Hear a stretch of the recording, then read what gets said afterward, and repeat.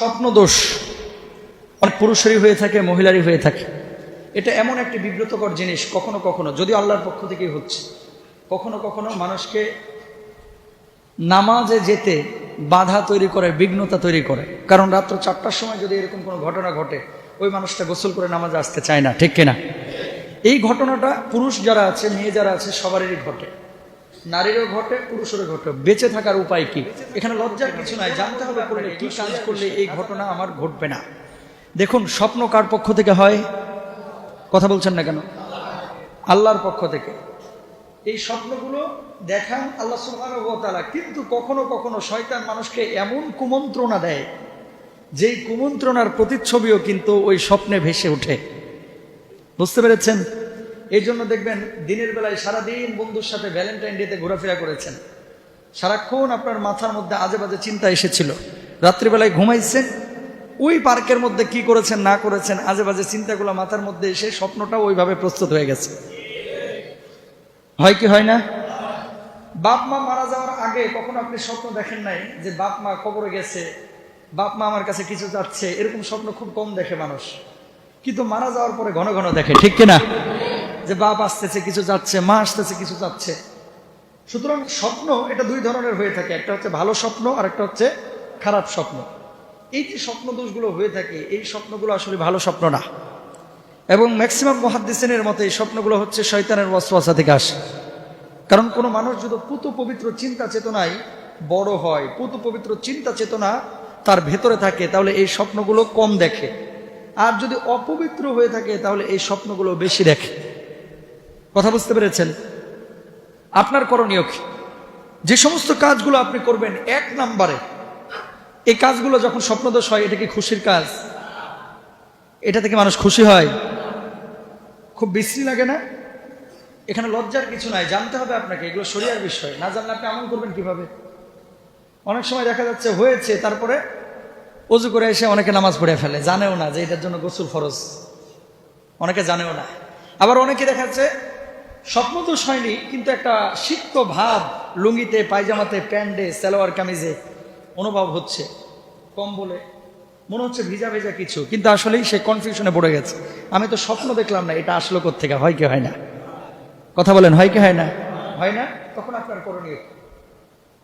এটা এমন একটা জিনিস, যদি আপনি গোসল না করে নামাজ পড়েন, আপনার নামাজ হবে না। কারণ এটা হলে গোসল ফরজ হয়ে যায়, যেমনই ভাবে শারীরিক সম্পর্ক স্থাপন করলে গোসল ফরজ হয়। আল্লাহু আকবার। তাহলে গোসলটা ফরজ যখন আপনার হয়ে যাবে, তখন আপনাকে গোসল করতেই হবে, যত ঠান্ডা হোক।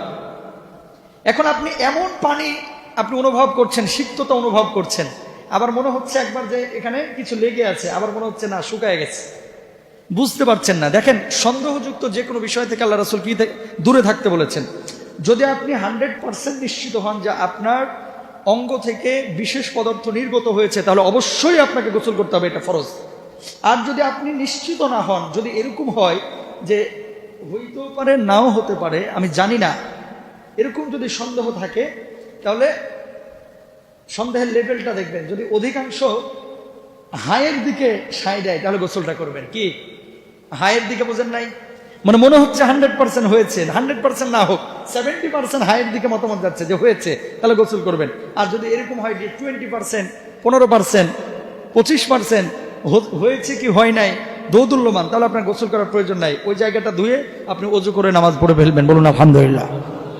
বুঝতে পেরেছেন ঘটনা? এখন এ থেকে বেঁচে থাকার জন্য আপনি কি করবেন? এটা ছেলেরা মেয়েরা দুইজনেরই মাসালা। আপনার স্ত্রীদেরকেও আপনি পৌঁছে দেবেন, এটা জানা দরকার। আমরা অনেক সময় ভুল করি। এটা থেকে বেঁচে থাকার জন্য প্রথম কাজ হচ্ছে, আপনি যখন ঘুমাবেন, এই ঘুমাবার পূর্বে আপনাকে ওযু করতে হবে। কথা বলছেন না কেন? ওযু যদি আপনি করেন, তাহলে শয়তান আপনার পাশে ভিড়তে পারবে না, ঠিক কিনা? এই জন্য নামাজের মধ্যে যখন আসেন আপনি, তখন মনটা ফ্রেশ থাকে কি থাকে না? অন্তরটা ক্লিয়ার থাকে কি থাকে না? এবং একটা পবিত্র অনুভূতি আপনার অনুভবে আসে, ঠিক কিনা বলেন? সুতরাং ঘুমানোর আগে আপনি অবশ্যই ওযু করবেন। লাভ 2টা। আর নাওমু কাল মাউত। মানুষ যখন ঘুমায়, তখন যেন সে মরে যায়। ঘুমন্ত মানুষ প্রতিদিন মরে যাওয়ার মতোই, মৃত্যুবরণ করার মতোই সে ঘুমিয়ে থাকে। কারণ এই ঘুমানোর পরে যদি আর না জাগে, তাহলে সেই মানুষটা মরেই যায়, ইন্তেকাল করে। আর ঘুমানোর পরে সেই মানুষটা যদি জাগ্রত হয়, যেন নতুন করে জীবন ফিরে পায়, ঠিক কিনা? এই জন্য আল্লাহ নবী বিশ্বনবী সাল্লাল্লাহু আলাইহি ওয়াসাল্লাম বলছেন আন্নাউমু কাল মাউত, ঘুম হচ্ছে মৃত্যুর মতো। অনেক মানুষকে আপনি দেখবেন যারা ঘুমিয়েছে আর ঘুম থেকে জাগ্রত হতে পারে নাই, মারা গেছে, ঠিক কিনা? ও ভাই, ঘুমানোর আগে যদি আপনি অজু করেন আর অজু করার পরে যদি আপনি ঘুমিয়ে পড়েন, আপনার ঘুমের মধ্যে যদি মওত হয়ে যায়, আল্লাহ রব্বুল আলামিন আপনাকে জান্নাতের ফয়সালা করে দিবেন। কারণ হচ্ছে আপনি পুত পবিত্র অবস্থায় মারা গেলেন, ঠিক কিনা? এক নাম্বার কাজ করবেন, আপনি পুত পবিত্র হয়ে অজু করবেন, অজু করে নামাজ পড়ে, পারলে 2 রাকাত নামাজ পড়বেন ঘুমানোর আগে, নফল নামাজ, এরপরে আপনি ঘুমাইতে যাবেন। 2 নাম্বার কাজ, ঘুমানোর পূর্বে আপনি সেই দোয়া পাঠ করবেন, যে দোয়াটি আমার নবী, আপনার নবী আপনাকে আমাকে শিখিয়েছেন, আল্লাহুম্মা বিইসমিকা আমুতু ওয়া আহইয়া। আল্লাহু আকবার বলেন। ওগো আল্লাহ, বিইসমিকা, আপনার নামে, আমুতু, আমি মৃত্যুবরণ করি, ওয়া আহইয়া, আপনার নামে আমি জীবিত হই। ওগো আল্লাহ, আপনি আমাদের মৃত্যু ঘটান, আপনি আমাদেরকে জীবিত করেন, ঠিক কিনা? দুনিয়ার মুসলমান, এই দোয়া যখন আপনি পাঠ করবেন, আল্লাহ রাব্বুল আলামিনের বিশেষ জিম্মাদারি আপনার উপরে আসবে, আর আপনি এই ধরনের খাহেসাত, এই ধরনের স্বপ্নদোষ থেকে হেফাজতে থাকবেন। আল্লাহু আকবার। 3 নাম্বার, আল্লাহর নবী বিশ্বনবী সাল্লাল্লাহু আলাইহি ওয়াসাল্লাম আরো একটা আমলের কথা বলেছেন। ঘুমানোর আগে আপনি সূরা ফালাক পড়বেন, সূরা নাস পড়বেন, সূরা ইখলাস পড়বেন। কয়বার? 3 বার। জোরে বলেন, কয়বার? কুল আউযু বিরাব্বিন নাস, মালিকিন নাস, মিন শাররিল ওয়াসওয়াসিল খান্নাস। কুল আউযু বিরাব্বিন নাস, মালিকিন নাস, ইলাহিন নাস, মিন শাররিল ওয়াসওয়াসিল খান্নাস, আল্লাযী ইউওয়াসওয়িসু ফি সুদুরিন নাস, মিনাল জিন্নাতি ওয়ান নাস। পড়বেন কয়বার? তারপরে পড়বেন সূরা ফালাক, কুল আউযু বিরাব্বিল ফালাক, মিন শাররি মা খালাক, ওয়া মিন শাররি গাসিকিন ইযা ওয়াকাব, ওয়া মিন শাররিন নাফাসাতি ফিল উকাদ, ওয়া মিন শাররি হাসিদিন ইযা হাসাদ। কয়বার? কুল হুয়াল্লাহু আহাদ, আল্লাহুস সামাদ, লাম ইয়ালিদ ওয়া লাম ইউলাদ, ওয়া লাম ইয়াকুল লাহু কুফুয়ান আহাদ। কয়বার? 3 বার 3 বার করে পাঠ করবেন। 2টা হাতের এইভাবে নেবেন, ফুৎকার দিবেন, এইভাবে হাতের তালুতে ফুৎকার দিয়ে মাথা থেকে পা পর্যন্ত একবার মুছে ফেলবেন। আপনি এটা করার সঙ্গে সঙ্গে আপনার শরীরটা বন্ধ হয়ে যাবে। যখন আপনি ঘুমাবেন, ওই বোবায় আপনারা ধরবে না, জিন শয়তান আপনারা আচ্ছাদন করবে না, জিন শয়তান আপনাকে স্পর্শ করবে না, আপনাকে কুমন্ত্রণা দিবে না। তারপরে বোবা শয়তান আপনাকে কুমন্ত্রণা দিবে না। যখন কুমন্ত্রণা দিবে না, তখন আল্লাহ রাব্বুল আলামিন আপনার ঘুমটাকে ফ্রেশ করবেন। আর এই ধরনের খাহিসাত থেকে, এই ধরনের স্বপ্ন থেকে আল্লাহ রাব্বুল আলামিন আপনারা হেফাজত করবেন। কথা বুঝতে পেরেছেন? কয়বার করে পড়বে? মনে থাকবে তো? অনেকে দেখবেন ঘুমের মধ্যে বোবাই ধরে, আর উঠতে উঠতে উঠতে উঠতে মনে হচ্ছে যে আমি আকাশে উঠতেছি, আবার ধাপ করে পড়তেছি, হাউ হাউ করে চিৎকার মেরে উঠে, তারপরে কেউ শুনে না, ঠিক কিনা? দেখে ছাদের উপর থেকে পড়তেছি পড়তেছি পড়তেছি, আর চিৎকার মারতেছে, কেউ শুনে না। কতক্ষণ পরে জাগছে, দেখে কি বউয়ের থোতা ফাটা হেলাইছে। কথা বুঝেন নাই? মানে এরকম এরকম করে লড়াই করছে, বুঝছেন? করার পরে বউ পাশে শুয়েছিল, বেচারে ঘুষায় কিলা শেষ করে ফেলাইছে। এরকম হয় না বোবাই ধরলে? এই যে বোবা, অনেক সময় কিন্তু মানুষ মারাও যায়, বুঝছেন? মানে স্ট্রোক করে ফেলে ঘুমের মধ্যে। তো এগুলো থেকে বেঁচে থাকার জন্য আপনার এই আমলটা করতে হবে, কাজটা করতে হবে। 4 নাম্বার, আল্লাহ নবী বিশ্বনবী আলাইহিস সালাম বলছেন, একবার আয়াতুল কুরসি পড়বা। আল্লাহু আকবার।